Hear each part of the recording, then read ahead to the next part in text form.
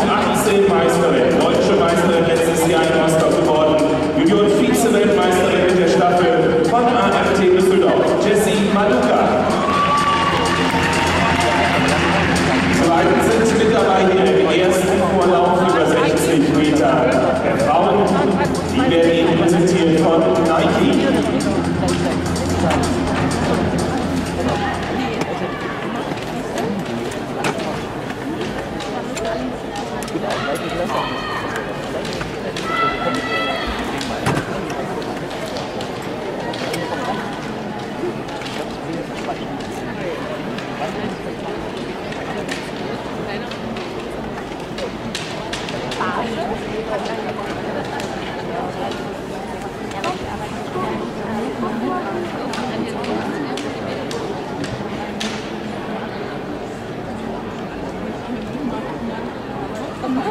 Thank you.